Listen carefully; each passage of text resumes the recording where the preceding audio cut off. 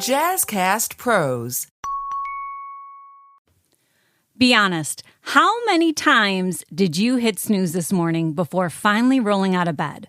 Once, twice, maybe so many times that you lost count. You tell yourself just 5 more minutes, believing it will help you feel more rested. But what if I told you those extra minutes could actually be making you more tired? Today, I'm breaking down the real impact of snoozing on your brain, body, and energy. And we'll uncover how it disrupts your sleep cycles, triggers stress, sabotages your morning energy, and leaves you feeling groggier than if you had just gotten up at the first alarm. But don't worry, this isn't just another never hit snooze lecture. I'm also going to be breaking down how to wake up feeling refreshed, and if you absolutely must snooze, how to do it the right way. So if you've ever felt more exhausted after hitting snooze, you don't want to miss this one. Welcome to the Doze Podcast. I'm your host, Soda Kuczkowski, sleep health educator, certified sleep coach, and founder of Start With Sleep and the Doze. I've spent nearly 2 decades in the sleep industry working across clinical and behavioral sleep, coaching, consulting, and advocating for a cultural shift in how we view and prioritize rest. Here on the Doze Podcast, we cut through the noise and bring you real science-backed conversations about sleep, how it impacts your health, productivity, and overall well-being, and provide you with actionable steps to take to sleep your best. So whether you're struggling with insomnia, curious about sleep supplements, or just looking to wake up feeling more refreshed, you are in the right place. So here's the question of the day. When does the first step towards a good night's sleep actually begin? And the answer might surprise you. It's the minute you wake up. And if you're hitting the snooze button, you could be throwing off your entire day before it even starts. Hitting snooze might feel like a mini nap, but it's actually a huge sleep disruptor, which can lead to grogginess, confusion, and even fatigue. And when you press that snooze button, your brain is abruptly yanked out of unfinished sleep, leaving you feeling more exhausted than if you had just gotten up the first time. Think of it like trying to use an app on your phone before an update is finished. The system slows down, it struggles to function, and it gets stuck in a loop. That's exactly what happens to your brain when you hit snooze. That snooze button seems harmless, right? It gives you just a few more minutes of rest, right? But here's the problem. When you hit snooze, you're actually disrupting your sleep cycles in a way that leaves you feeling groggier, not more rested. When your alarm first goes off, your body's trying to complete a natural wake-up process.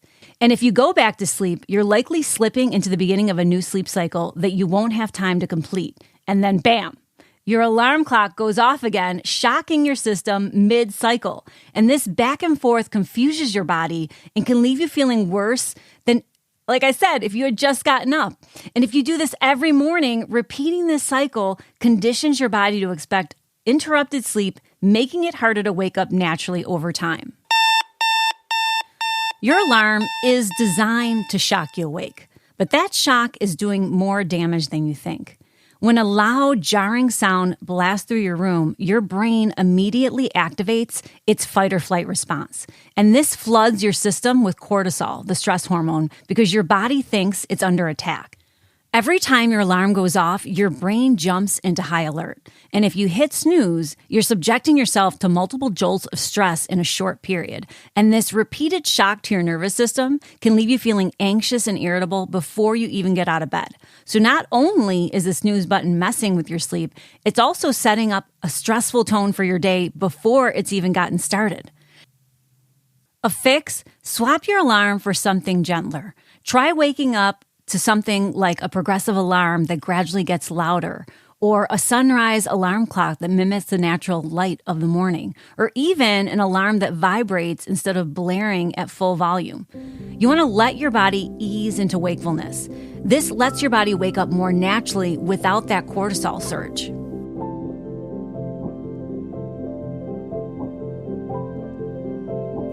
We've all felt it at one time or another, that feeling of morning fog that you can't seem to shake off, especially if you use an alarm to wake up.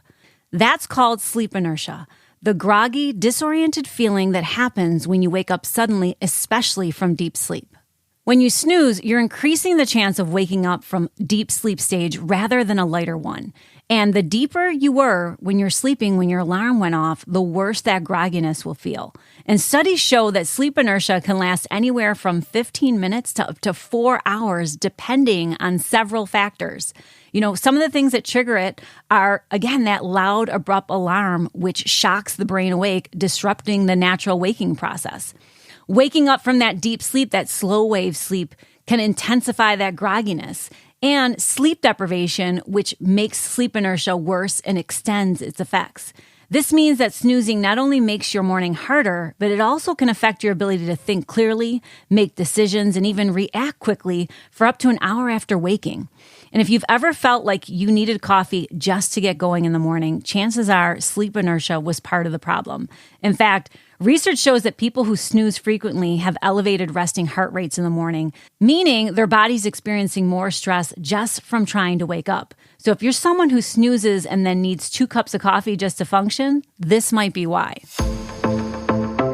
But what if snoozing isn't your problem? What if your alarm goes off and you don't even hear it? If you're constantly sleeping through your alarm, your body might be in survival mode, trying to make up for extreme sleep debt. This isn't just about waking up late. It could be a sign of serious sleep deprivation or an underlying sleep disorder. And why does this happen? First, chronic sleep debt. If you're consistently not getting enough sleep, your body will fight to stay in deep sleep, making it harder to wake up. And if you're in the middle of slow wave deep sleep, your body may struggle to fully wake up. Poor sleep habits.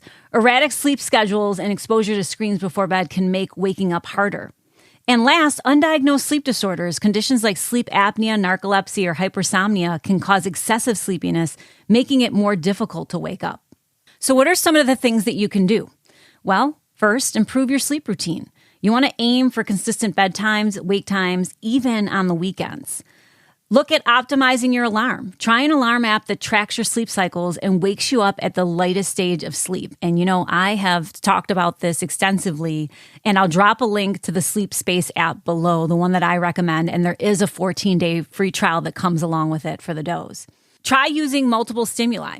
Place your alarm across the room so you have to physically get up to turn it off, but also pair it with bright light exposure because that's going to be super important for giving you that jolt that you need to get you going in the morning.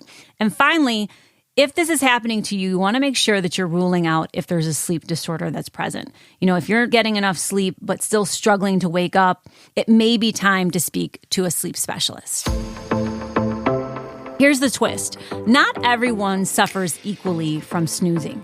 Research has found that late chronotypes, those night owls or the wolves, as it's been reclassified, those people whose bodies naturally prefer later sleep and wake times don't experience as many negative effects from hitting snooze. And if this is you, short snooze periods may actually help ease the transition into wakefulness. And similarly, younger adults tend to snooze more frequently and may use it as a way to gradually wake up rather than experiencing full sleep inertia. So the takeaway is, if you are a night owl, a single snooze cycle, not multiple, might not be as harmful for you as it is for early risers. But for most people, snoozing still leads to more fatigue. But if you're ready and you're serious to kick that snooze habit, I do have some science-backed tips for you to try. The first thing is to set a realistic wake-up time. If you're setting your alarm early just to snooze, I want you to stop that. I want you to set it for when you actually need to get up and stick to it. If you need more sleep, go to bed earlier instead of trying to squeeze in fragmented rest in the morning. Use a gradual wake-up alarm. Swap out the blaring alarm for something softer like a sunrise alarm clock or an app that gradually increases volume over time. This eases your body into wakefulness instead of shocking it awake. At one time, I used to use one of my favorite songs to wake up. You can do this with a number of things, with a podcast. You just want to make sure that it's the volume that we want to avoid. We don't want that shocking right off the bat. We want something that starts soft and then increases over time. Third, create a morning routine that you love. Give yourself a reason to wake up. Whether it's a great playlist, a morning coffee, or a quiet moment for yourself, make waking up something you look forward to. As I mentioned, I used to use one of my favorite songs, and it put me in a great mood every time. Another tip that you've heard me say frequently if you listen to the podcast is expose yourself to light immediately. Open your curtains or turn on a bright light as soon as your alarm goes off in the morning. Morning light helps to regulate your circadian rhythm, making it easier to wake up. It also helps you to produce the hormone serotonin, which is necessary to help you make melatonin later when you need it to get to sleep. And last, get moving. As soon as you wake up, get out of bed. Expose yourself to that natural light, but also stretch or splash cold water on your face. The sooner that you signal to your body that it's time to start the day and signal to your brain that sleep is over, the faster you'll shake off sleep inertia. But, while I'm sharing all this with you, I know that some of you aren't ready to give up that snooze button so easily. So if that's you, I do have some tips on how to snooze smart. First, you want to limit your snooze to one cycle. If you snooze, set your alarm for 10 to 20 minutes later. Instead of hitting it multiple times, I would definitely avoid the 5-10 minute. I've seen this in a number of different cases where someone will set an alarm 10 or 15 times at 5-minute increments, and that's probably the worst of it, right? If you only set it for that one time, this gives your body a single short sleep period instead of those repeated disruptions. Use a smart alarm. Some alarms track your sleep and wake you up during the lighter stage to help you reduce that grogginess. And again, try Sleep Space. Check out our 14-day sleep reset challenge, and I'll drop the links for those below. Pair your snooze habit with movement. If you insist on snoozing, use that time to turn on the light, sit up, or stretch. This prevents your body from diving back into deep sleep. And last, try the alarm trick. Put your alarm across the room. Force yourself to get up to turn it off. Once you're up, it's easier to stay up because if you have to physically get up to turn it off, you're less likely to crawl into bed. So back to my initial question. Do you lose if you snooze? For most people, yes, hitting snooze creates a cycle of disrupted sleep, increases stress, and prolonged grogginess. But if you're a night owl or someone who's younger, a single snooze period might not be as bad. But here's my challenge to you. Tomorrow morning, don't hit the snooze button. Get up on the first alarm and try just one of these strategies to see how you feel. And if it works, share this episode with someone who needs it. And don't forget to subscribe to the Doze podcast, as next week I'm going to be breaking down how to curate the perfect morning routine so you can own your day to sleep better at night. You don't want to miss it. Until next time, sleep well and wake up better to start your day on the right foot.